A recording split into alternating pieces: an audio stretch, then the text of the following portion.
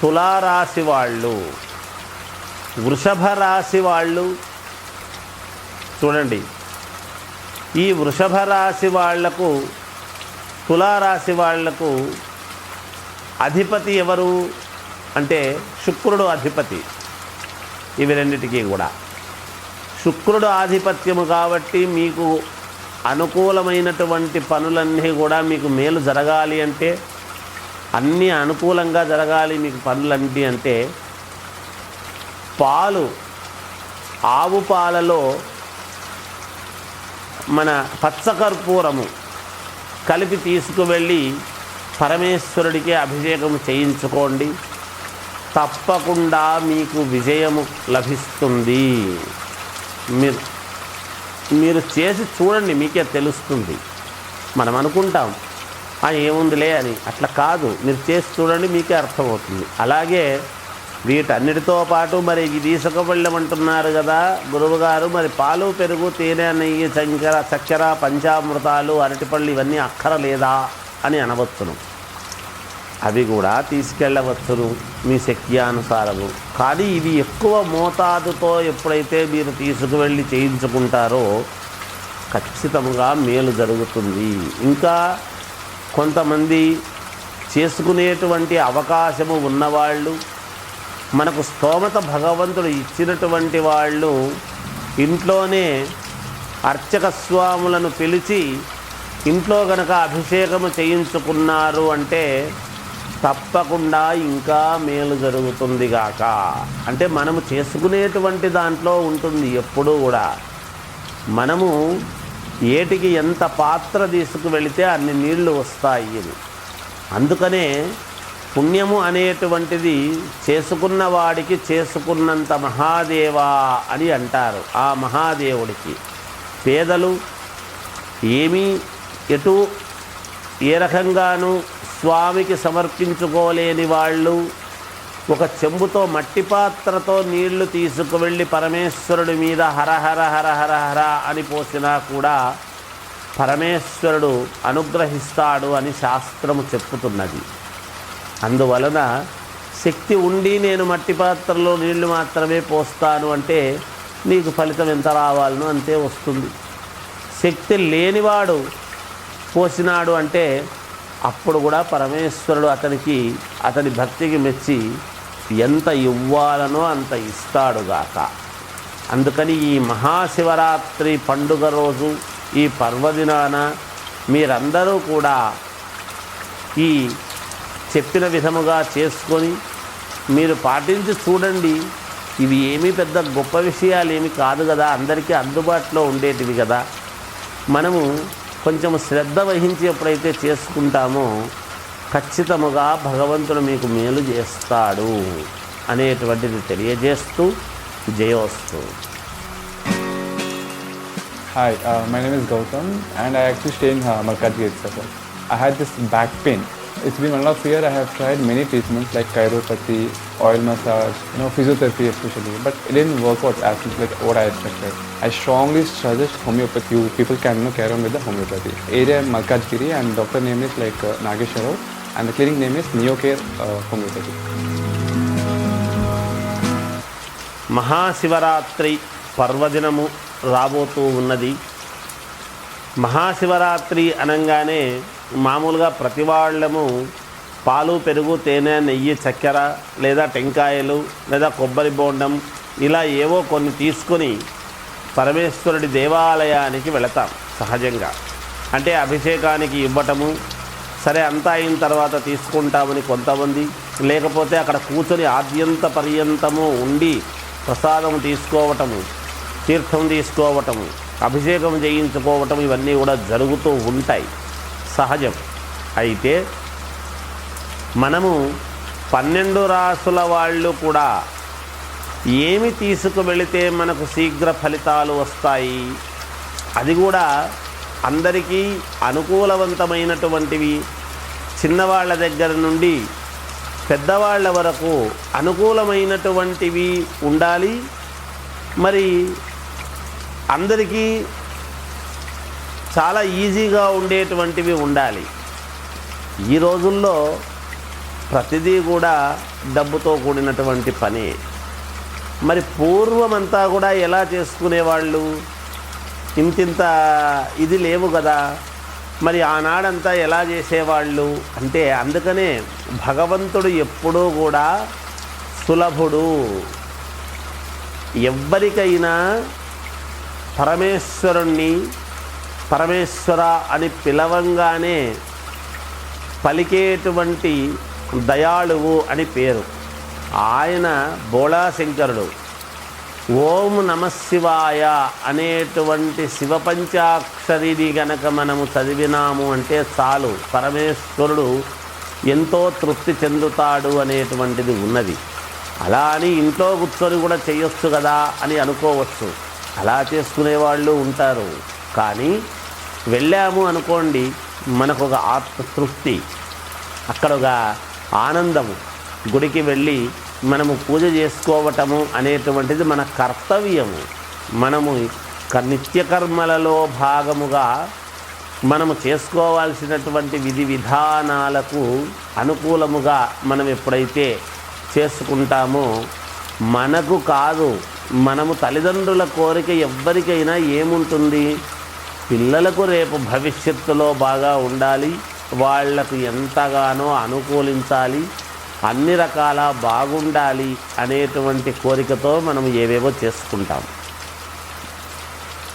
ఇప్పుడు పిల్లలకు పెళ్ళిళ్ళు కావాలన్నా, చాలా కాలమైంది పెళ్ళిళ్ళు కావడం లేదు అనుకున్నా, ఉద్యోగం రాలేదు అనుకున్నా, లేదా మంచి ఉన్నతమైనటువంటి స్థితి కలగలేదు అనుకున్నా, ఎన్నో ఇంట్లో సమస్యలు ఉన్నాయి, సమస్యలు ఒక్కొక్కటి తీరాలి అని అనుకున్నా, అంతేకాకుండా రుణబాధలు తీరాలి అన్నా, కోర్టు పరమైనటువంటివి ఏమైనా సమస్యలు ఉంటే తీరాలి అనుకున్నా, ఇలా ఒక్కటేమిటి, దేనికైనా మనకు ముందు భగవంతుడు స్వామి నాకేమిటి ఈ పరీక్ష, నేనేం తప్పు చేశాను అని అనుకొని భగవంతుడే గుర్తొస్తాడు మనకు. అందున మహిమాన్వితమైనటువంటి మహాదేవుడి యొక్క మహాశివరాత్రి ఈ పర్వదినము నాడు ఎవరు ఏ రాశి వాళ్ళు ఏమి చేసుకుంటే మేలు జరుగుతుంది అనేటువంటివి నేను తెలియజేస్తాను. ఖచ్చితముగా ఇవి చేసి చూడండి, మీకు ఎంతో కొంత మేలు 100% జరిగి తీరుతుంది. భగవంతుడికి ఏది చేసినా తప్పకుండా తీరుతుంది గాక. శ్రీ మహాగణాధిపతయే నమః. ఐం మహాసరస్వత్యే నమః. శ్రీ లలితాంబికాదేవియే నమః. శివాలయాలకు వెళ్ళంగానే మనము విభూతి అనేటువంటిది పెట్టుకుంటాం. తెలిసో తెలియకుండానో అక్కడికి వెళ్ళంగానే విభూతి పండు ఉంటుంది, దాన్ని మనము ముఖానికి విభూతి పెట్టుకుంటాం.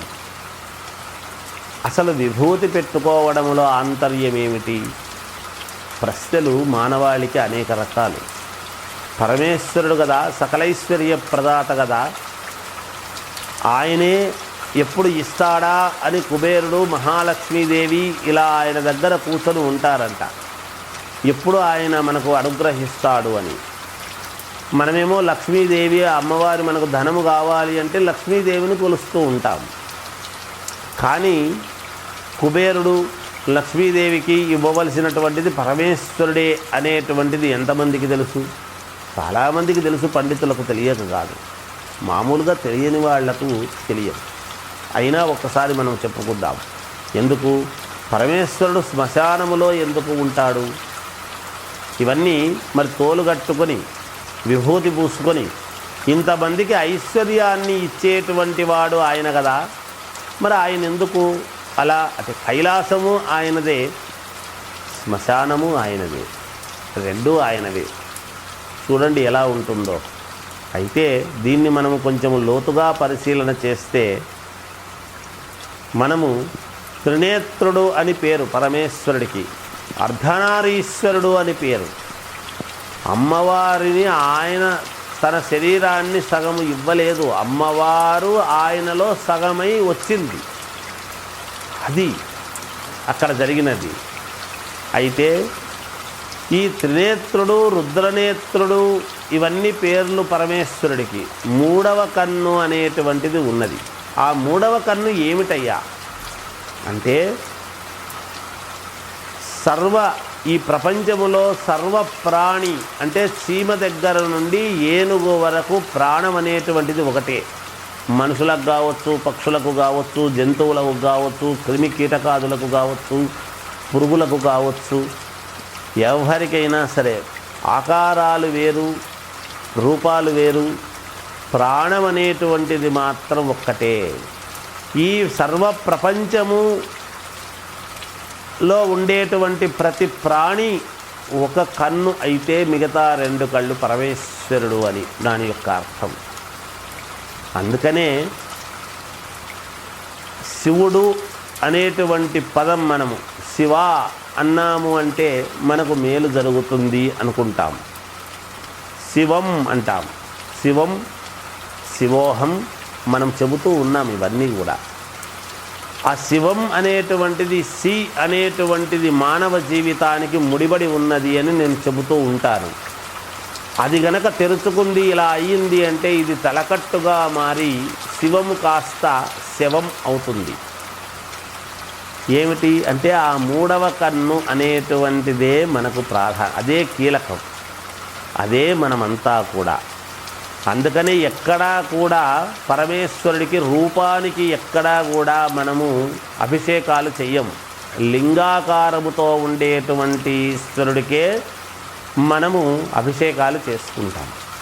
చూడండి, పాలు, పెరుగు, తేనె, నెయ్యి, చక్కెర, చెరకు రసము, అనేక రకాల పళ్ళ రసాలు ఎన్నో తీసుకువెళ్ళి పరమేశ్వరుడికి మనము అభిషేకం చేస్తాం. ఏమైనా నిలబడతాయా? శివలింగము ముందు ఆయన మీద నిలబడి ఉంటాయా? ఒక చుక్క నీరు కూడా నిలబడదు, అలా కిందికి పోతూ ఉంటుంది. దాని యొక్క సారాంశము మనకు తెలియచెప్పడమే పరమేశ్వరుడి యొక్క ఔన్నత్యము. ఏదీ నిలబడదురా, నీవు సంపాదించుకున్నటువంటిది ఏది నీకు నిలబడదు. నీకు నిలబడేటువంటిది ఏమిటి అంటే నువ్వు చేసినటువంటి పని ఉందే పరమేశ్వరుడికి అభిషేకం అనేటువంటిది. ఆ పుణ్యం, చేసిన దానికి వచ్చినటువంటి పుణ్యము మాత్రమే నీకు నిలబడుతుంది. చివరికి నీవు ఏదైతే చేస్తూ ఉన్నావో ఆ చేసేటువంటి నీవు అనేటువంటి నీ శరీరము కూడా నిలబడదు. ఏదో ఒక రోజు నువ్వు శివైక్యము కావాల్సినటువంటిదే అని తెలియజేయడమే పరమేశ్వరుడి యొక్క ఇది. అంత వైరాగ్యాన్ని, అంత ఉన్నతత్వాన్ని కూడా రెండూ చూపిస్తాడు. ఈ తత్వము తెలుసుకోవటానికే, మనము అందరికీ తెలియజెప్పటానికే నీవు ముందే విభూతి భస్మధారణ అనేటువంటిది అలవాటు చేసుకో. ఇది అలవాటు నీవు పెట్టుకుంటున్నావు, చేసుకుంటున్నావు అంటే ఏదో ఒక రోజు నువ్వు ఈ రూపాన్ని ధరించవలసినటువంటి వాడివి, ఈ విధముగా బూడిద కావాల్సినటువంటి వాడివి అని దాని యొక్క అర్థము, వైరాగ్యము కూడాను. అంటే అందుకనే జ్ఞానము వలన కైవల్యము అన్నాడు. ఈ జ్ఞానము తెచ్చుకుంటే పుణ్యము, కైవల్యము. మనము హిమాలయాలకు వెళతాము, పరమేశ్వరుడి దగ్గరికి వెళ్ళగలుగుతాము ఆ జ్ఞానాన్ని గనక మనము పొందినాము అంటే. లేదు అంటే మనము మళ్ళీ మొదటికి వచ్చి మళ్ళీ జంతువులు, పురుగుల దగ్గర నుంచి పుట్టుక అనేటువంటిది ప్రారంభమవుతుంది.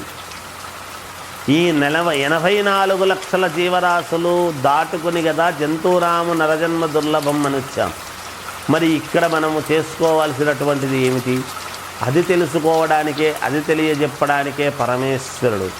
నీ వాళ్ళు ఎవరూ నీ వెంట రారు, నేను ఒక్కడినే ఉంటాను ఇక్కడ, కనుక నీవు నా దగ్గరికి రావాల్సినటువంటి వాడు, ఇక్కడ నేనే ఉంటా అని నిరంతరము ఆయన ఇక్కడ కాపలాదారుడిగా ఉంటాడు. మనల్ని మనము చేసుకున్నటువంటి పుణ్యాన్ని బట్టి ఆయన కైలాసానికి తీసుకువెళ్ళాలనా, లేకపోతే మళ్ళీ మొదటి నుంచి వీణ్ణి జన్మ ఎత్తించాలనా అనేటువంటి నిర్ణయము మన చేతుల్లోనే ఉన్నది. ఆయన్ను మనం ఏమి కోరుకుంటే అది చేస్తాడు. ఇప్పుడు చెప్పండి, మన చేతుల్లో మరి నిజంగా కూడా పరమేశ్వరుడి యొక్క ఇది. మనము ఏమి చేస్తే ఆయనతో పాటు మనము హిమాలయాల్లోకి వెళ్ళాలి, కైలాసం వెళ్ళాలి అనేటువంటి కోరిక ఉన్నప్పుడు మనం చేయవలసినటువంటి పనులేమి, లేదా మళ్ళీ మొదటి నుంచి నాకు జన్మ కావాలి అనుకుంటే మనము ప్రవర్తించాల్సినటువంటి తీరు ఏమిటి అనేటువంటిది. అందుకే జ్ఞానం అనేటువంటిది మనకిచ్చాడు భగవంతుడు. నీవే నిర్ణయించుకో. నువ్వు చేసుకునేటువంటి కర్మలను బట్టి నీకు పుట్టుక ఇవన్నీ కూడా ఇస్తాను అని తెలియజేయటంలోనే ఆంతర్యము. అందుకని మనము ఏది కావాలి అనేటువంటిది మనమే కోరుకోవాలి. అందుకని మనం చేసుకునేటువంటి పుణ్యం ఏదైనా ఉంది అంటే ఈ దేవతార్చన, ఈ దేవుడికి చేసుకునేటువంటి వీటి వల్లనే మన పిల్లలకు పుణ్యం అనేటువంటిది వస్తుంది. ఎంత సంపాదించినా, ఎన్ని మిగలబెట్టినా మన తృప్తి కోసము చూస్తామే తప్ప, సంపాదించినాము వాళ్ళు ఉంటుందిలే రేపు పొద్దున భవిష్యత్తులో మన తర్వాత అని మనం అనుకుంటాము. కానీ వాళ్ళకి అది నిలబడుతుందో లేదో మనకు తెలియదు, మనం చూడలేము. మనము సంపాదించింది ఏదన్నా ఉంటే, మనము పుణ్యము అనేటువంటిది సంపాదిస్తే వాళ్ళు 10 మందికి కాదు 100 మందికి అన్నము పెట్టే విధంగా మన పిల్లలు మన తర్వాత వాళ్ళు ఉంటారు. మనము పుణ్యము చేసుకుంటే. పుణ్యము కాకుండా మనం వేరే చేసుకుంటే వాళ్ళే తినలేక అందరినీ అడిగి పెట్టించుకునేటువంటి స్థితికి వస్తారు అనేటువంటిది మనం తెలియజేసుకోవాలి. అందువలన మనము చాలా పరమేశ్వరుడికి అభిషేకం చేసుకోవడంలో ఎన్నో రకాల జ్ఞానాన్ని, ఎన్నో రకాల జ్ఞానాన్ని మనం సంపాదించుకోవచ్చు అనేటువంటిది తెలియజేస్తూ జయోస్తు.